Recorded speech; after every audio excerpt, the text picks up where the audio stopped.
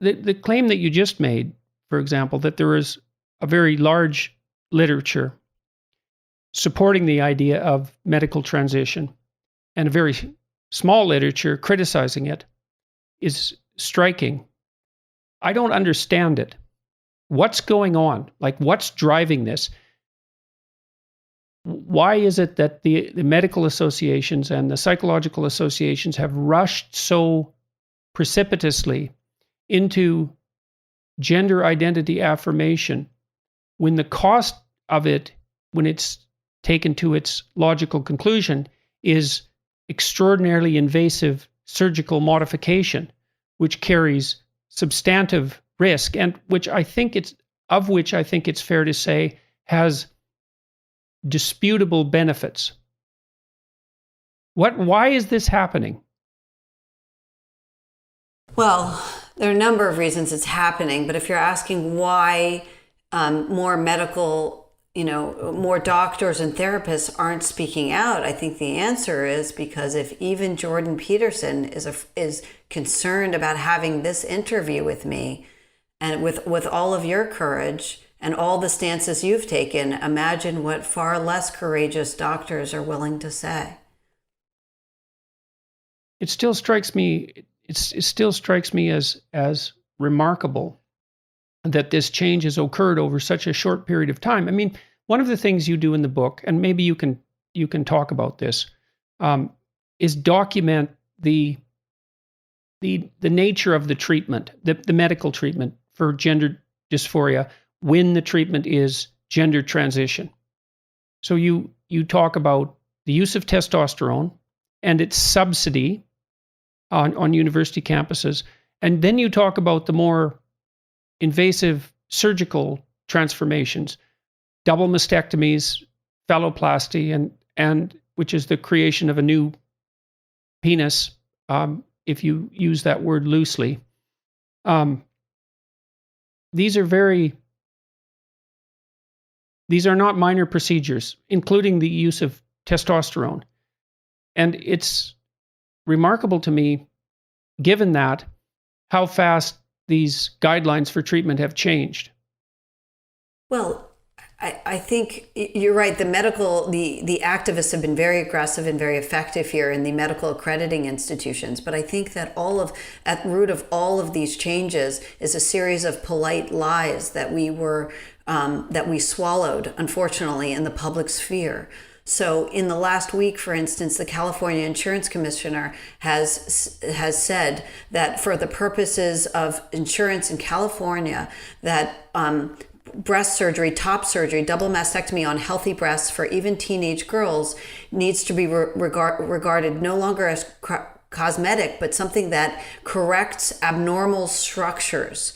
Because if you've accepted the lie that a young woman who says she's a boy truly is a boy, then healthy breasts become abnormal structures. This is the corruption of language. So you must remove them regardless of her age. Mm-hmm. Yeah, well, language tends to be associated with action. And it was the corruption of language that I objected to, 4 years ago, because it has consequences. Now, you made the strongest statement so far, I would say, that you made in our interview, which is the lie that an adolescent girl who thinks she is a boy truly is a boy. And I suppose it's language like that gets you in trouble to the degree that you get into trouble, because that's a pretty strong statement. The gender theorists who are driving this movement, I would say, put forth the proposition that, first of all, that an individual always knows what gender they are, even if that changes from day to day. There isn't an authority outside the individual themselves that can opine on gender identity. That's part of the philosophy that drives the gender affirmation movement, I would say. Correct? Right, that's part of the philosophy, but unfortunately there's no biological or empirical or means of verifying that. We have no means of establishing that a girl who believes she is a boy is truly a boy. In fact, it's more of a definition than anything else, right? It's a place to start. It's an axiom. The axiom is that the only person who can offer an informed opinion about their gender is the person themselves. No medical professionals, no parents, no loved ones, no one else, only the individual. And that's even the case if it changes from day to day or hour to hour. Right, exactly. Okay. They begin with a conclusion. Okay, and then the other claim, and this is the one that I have difficulty with logically, is that a girl who thinks she is a boy is in fact a boy trapped in a girl's body, which seems to me, and that's been the case ever since birth. And it seems to me that this is a form of the biological essentialism that the gender theorists typically decry, proposing, as they typically do, that gender is a social construct.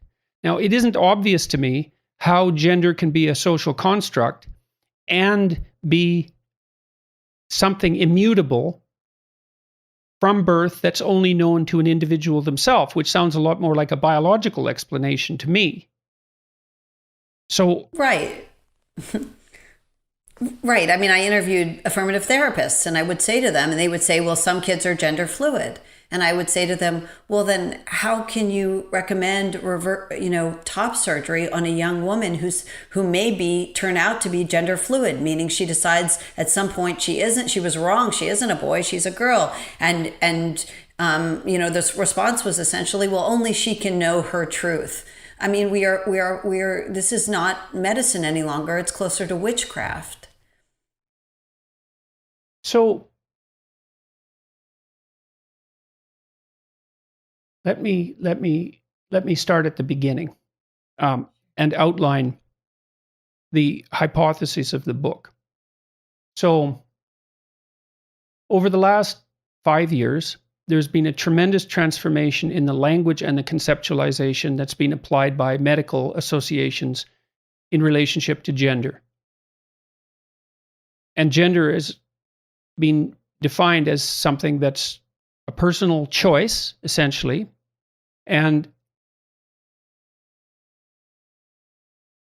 that personal choice has been extended to the domain of physiological transformation. And medical professionals are now required to accede to any requests for physiological transformation on the part of their clients or patients as a consequence of the mandates of their professional organizations. And the consequence of that has been a shift in the transgender phenomenon from a tiny percentage of primarily males to a 1 in 50 percentage of primarily adolescent females, many of whom are undergoing the full physiological, or many of whom are undergoing at least part of the physiological transformation process.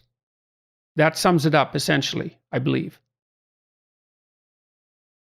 I'm not sure I totally followed that, but I think so. Okay. Well, I probably should have asked you this at the beginning of the interview, but Sure. I was trying to outline the basic argument that you were making.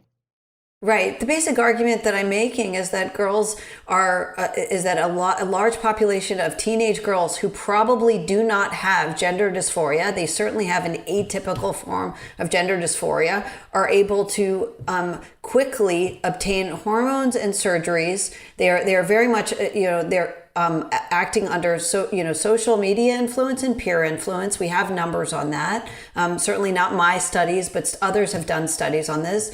And they're acting under the influence of peer influence and social media influence. They are quickly obtaining hormones and surgeries, and there is virtually no medical oversight of this process. That's the thesis of the book. Right. And so the alternating hypotheses are either that there's been an explosion in transgender identifying individuals because the social strictures have been taken off the diagnosis, or that this is a form of psychological contagion.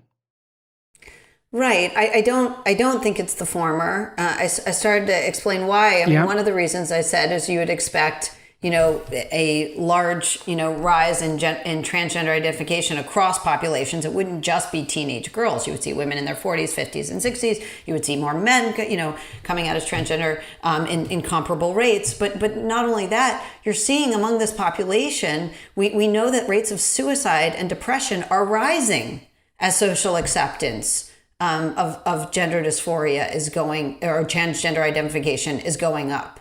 But we would have predicted those things going down with social acceptance. Instead, it seems to be, coincident and comorbid with teenage girls' mental health crisis, in which we're seeing very, very high rates of anxiety and depression.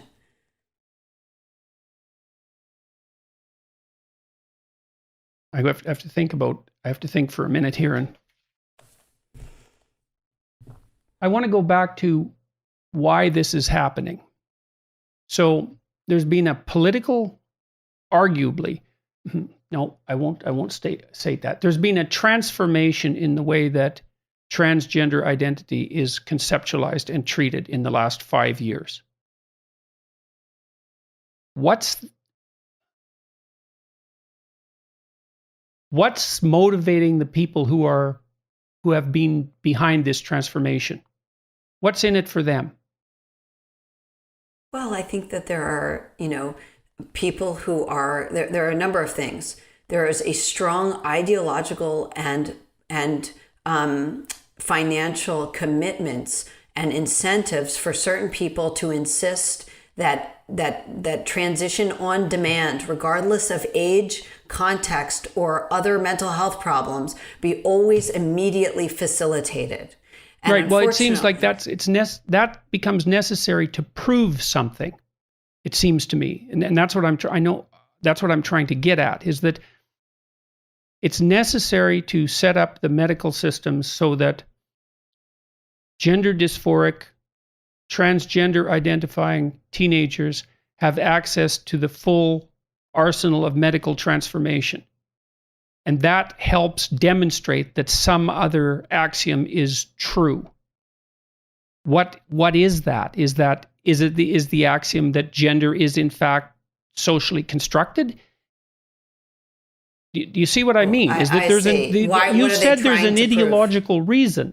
What I'm trying to do is to specify that reason. I'd like to understand that reason. I don't know that there is a larger sociological or ideological goal. I think they are ideologically motivated. So in other words, they have these commitments, but I don't think that they're trying to prove something, except in the way that I suppose that they are saviors of some kind. Look. Well, that would certainly be something that would be motivating to prove. I mean, if you notice the doctors who are pushing this very often, that we're certainly seeing in the United States is a young generation of doctors and therapists who are activists first and doctors or therapists second.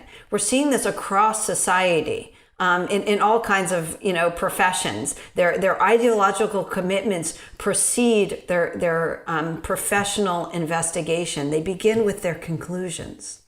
Yeah, well, the ideological commitment is that this is what I can't wrap my head around it, because the ideological commitment, if it's that gender is socially malleable or a social construct, which seems to be a fundamental axiom that drives this kind of ideology, I can't see how that can live side by side the proposition that the girl who's trapped in a boy's body has an immutably male identity.